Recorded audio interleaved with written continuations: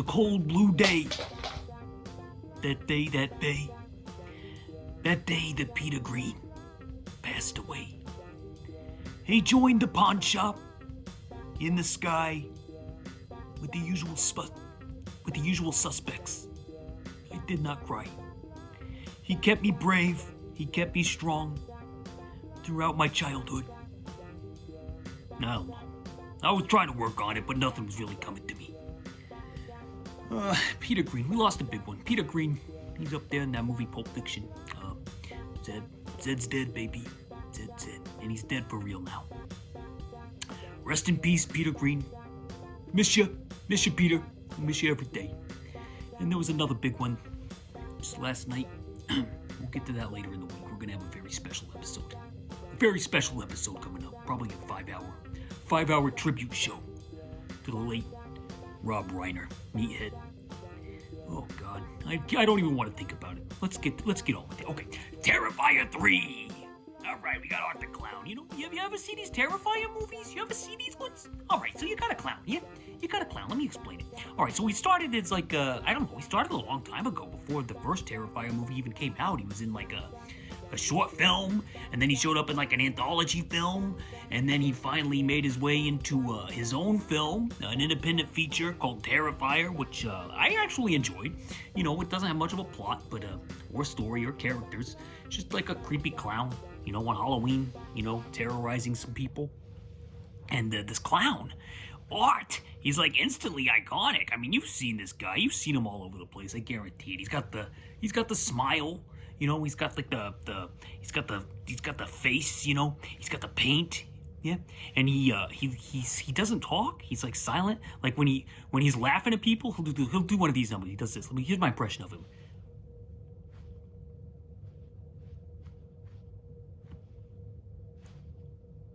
Like that, when he's laughing at somebody, you know, he does that thing. He's a very entertaining character. But here's the thing about these Terrifier films, all right? And I watched the third one. It's a Christmas movie, by the way, so it fits in perfectly here. Terrifier 3, Christmas movie.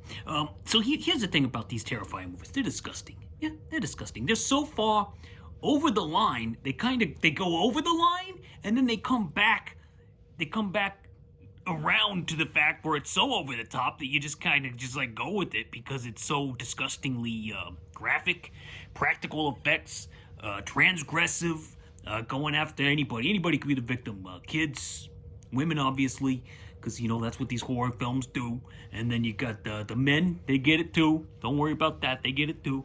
But my God, it's just and this is no different. He's in everybody's fair game in Art the Clown's world, and it's by this guy, Damien Leone, I think is his name. I don't know if that's how you say it, but that's who makes these movies. And quite frankly, he's one of those guys where I'd be a little scared of what he'd be doing with his life if he didn't have this outlet. You know what I mean? But that's okay because he's got this outlet. Nobody's getting hurt. It's all in good fun, and we all get to sit on this roller coaster ride of highly offensive, graphic, violent kills. Yeah? And Terrifier 3 is no different. Well, it is different, though. It is different. I'll tell you why. Here's how it's different, okay?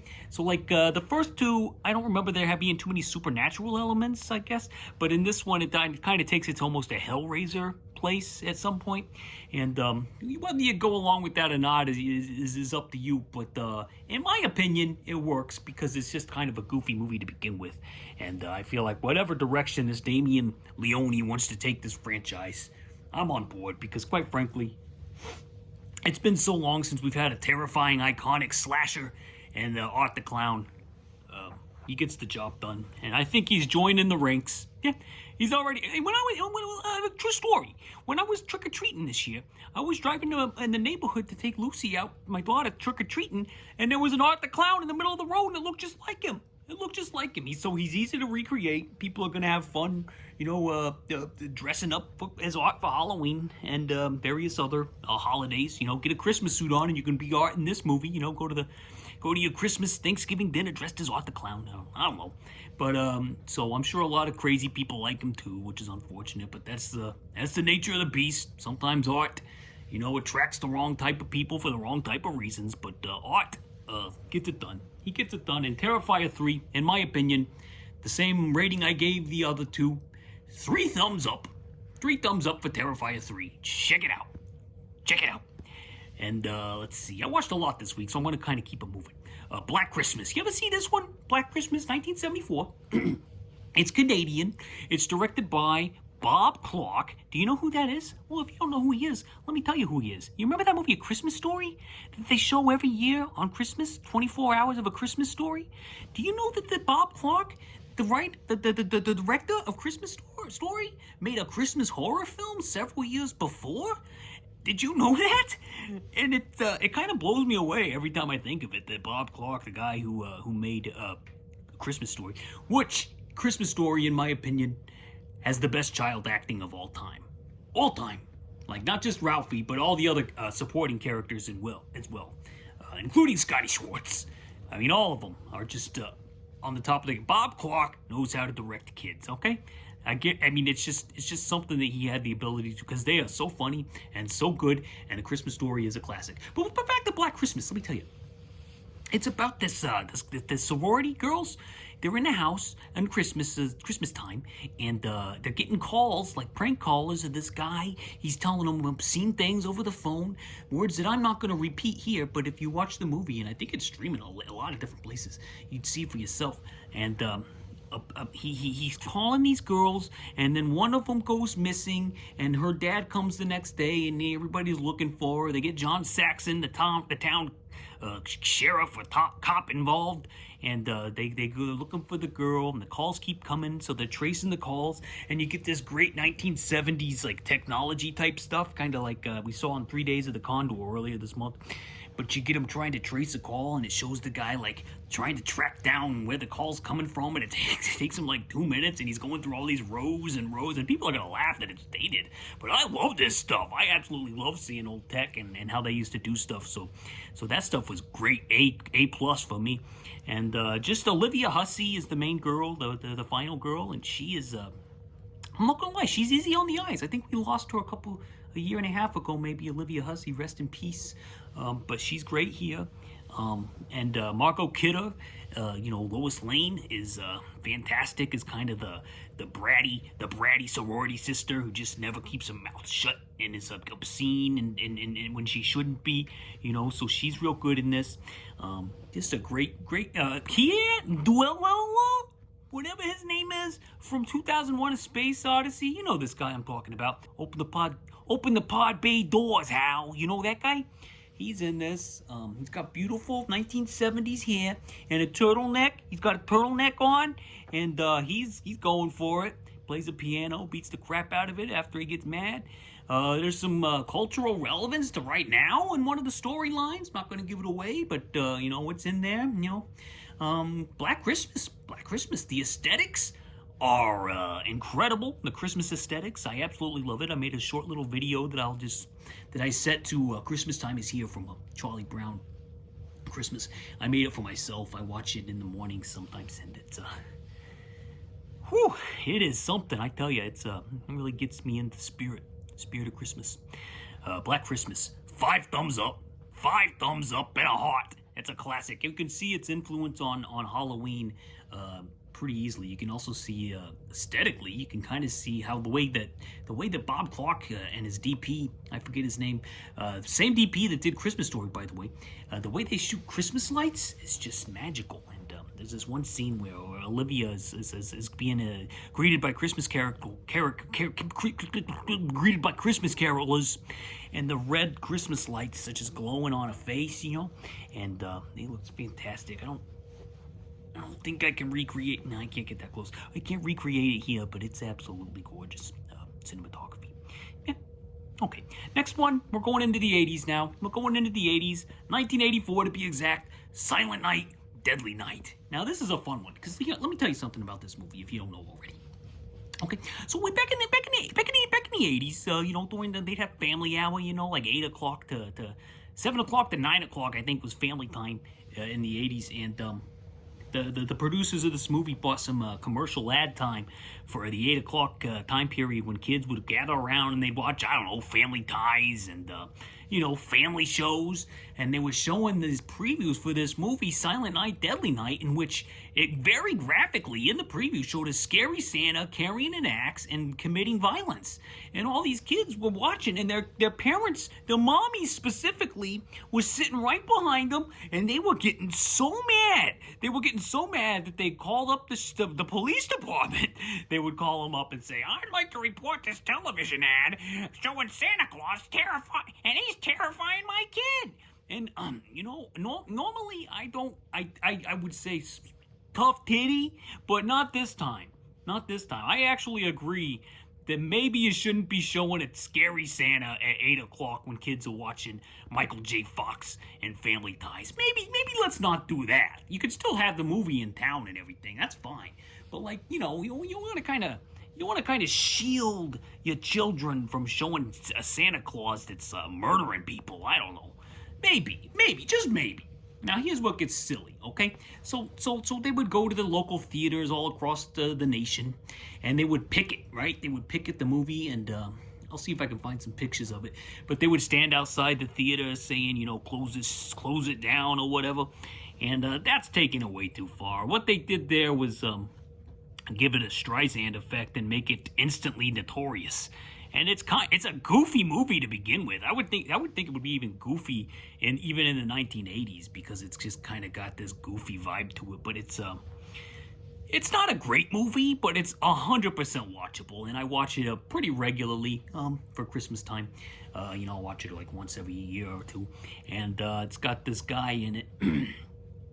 He kind of looks like Zach Morris in a Santa suit, and he was traumatized as a kid. He saw Santa Claus took out his family, and he gets thrown into an orphanage where the scariest character of the movie is not Santa Claus. It's actually a nun, a very, very strict nun, and she just doesn't like it. By the way, there's like 3 or 4 sex scenes in this movie, and I just wanted to point out that every single one of them is just like tame, naked canoodling, on a table. Like, you got the lady sitting there, and then you got the guy just kind of spooning her, and I don't see any like thrusting or anything. I just see like boring, lame canoodling and spooning like 5-6 different times in Silent Night, Deadly Night, and I just think it's kind of funny that this is how the director was making an exploitation type of movie. I mean, obviously there's some real gnarly parts too. Some real, like the opening scene with the mom getting attacked by the Santa. That's not cool, and a lot of people are gonna tune out after that. But there's some other stuff in here that's just kind of comically like silly canoodling and spooning. The special effects are very fun. Leanna Quigley, you know her as Trash from Return of the Living Dead. She shows up here on a pool table, and there's some antlers involved, I'll say that much. But yeah, this is a fun. Watch Santa on a Rampage doing a slasher movie in the 1980s, and you got Silent Night, Deadly Night. Yeah, I give it 3 thumbs. It's on the horror exploitation scale. I think I might even have a heart on there on Letterboxd, but a heart on there, not a heart on, a heart on Letterboxd. Excuse me. Pardon my language. Sometimes I'm not easy to understand. Can you hear me okay? Okay. Claymation Christmas. I watched that one too. That's like a 24-minute thing, not including commercials, from the 1980s. God, I don't have the notes in front of me. I'm sorry. I'm going off the dome here. I'm running a little late this morning. You'll have to excuse me. But the guy who does the California Raisins, he did a Christmas special in the 1980s, and I used to watch it. I used to watch it with my twin brother Jason. We'd watch it all the time. We were just waiting for those raisins to show up. We love those raisins. We love those California raisins. We love watching them sing and dance. And they're in this one. They sing Rudolph the Red-Nosed Reindeer in a kind of a Motown style. And it's a delight. This is just a delightful thing. There's plenty of other. There's like a little segment, Old Christmas Tree with 2 kids on a Christmas tree. My favorite segment is actually the bells, the tubular bell guys. I don't know. It's not tubular bells, but it's some sort of bell thing. Maybe it is tubular bells. I don't know. Well, on my notes. But anyway, it's got the guy, he forgets his little hammer there. And, he's like, I lost mine. It's silly stuff. He's making goofy faces and stuff. And there's a fly involved. And it's a fun little comedic thing. And it's, in between each segment, there's these two dinosaurs hosting the thing. And they're trying to figure out the lyrics for a song. Wassailing? I don't know what it is. I'd actually never heard it anywhere except for this movie. But anyway, it's a Christmas classic. I've been revisiting it in recent years because it's on archive.org, and it's a fun little way to start the holiday season. Yeah, Claymation Christmas it's called, and it's got the guy's name in front of it. And I always forget. I always want to say Winders, but that's obviously not correct. Scott Venison or something. Venison? I don't know his name. I can't remember. Anyway, that's a classic. Big heart on Letterboxd for that. And of course, the final film that I want to talk about, Fast Times at Ridgemont High. Yeah. This is, you might think, Jeremy, that's not a Christmas movie. And I would say, technically it's probably not a Christmas movie. You could actually watch this one any time of the year. I used to watch it in the summer because, it's got that scene by the pool and she's got the bathing suit on. Have you ever seen this? Have you ever seen this scene where she comes out of the pool with the cars playing?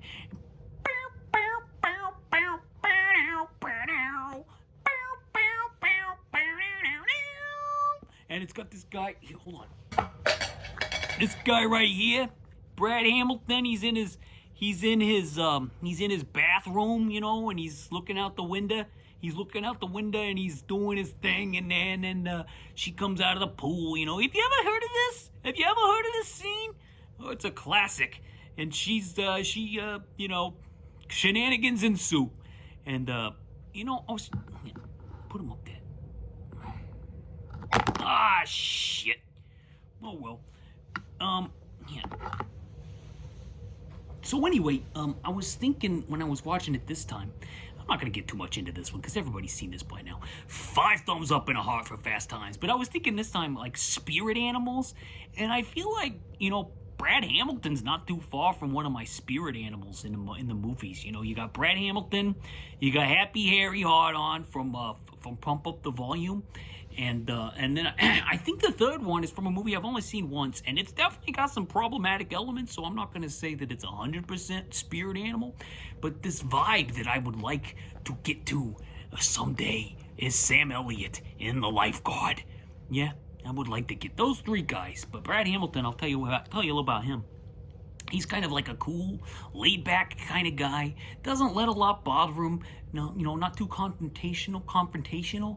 But if somebody sets him off, if he gets cut down, he stands up for himself. He stands up for himself in a big way. And I feel like I got that in me. I feel like I got that element in me. I'm kind of laid back for the most part. But if somebody tries, like it happened yesterday when I was at work, if somebody disrespects me and treats me like a little boy, then I feel like it was uncalled for, I'll call them out on it in front of everybody. Because that's the kind of guy I am. I'll just call him out in front of everybody. I don't care. You disrespect me, and I'm respectful about it. Like I'm not like vicious about it, but I definitely will stand up for myself for sure. I'm not a pushover. People think I'm a pushover because I don't like to talk too much when I'm working and doing my job. But no, I won't stand for it. No disrespect here. No disrespect. Brad Hamilton, me and him. Me and Brad Hamilton, spirit animals, Fast Times at Ridgemont High. Yeah, okay. So that does it for this week. Christmas season is in full effect. The world is falling apart again. God damn it. I thought we were getting somewhere. I thought things were looking up, but then some tragedy is struck. We're not going to get into it here, but let's just say that it sucks. And, too much going on sometimes. But hey, the holidays are here and we're gonna get through it. Yeah, let's get in our bubbles. Let's get in our plastic bubbles, John Travolta style. Yeah? Okay. Jeremy spoken. Godspeed, peace, and love. Miss you, Peter Green. Miss you every day. And Rob Reiner, we got a special tribute coming up for you later this week. Yeah. Okay. Doodles.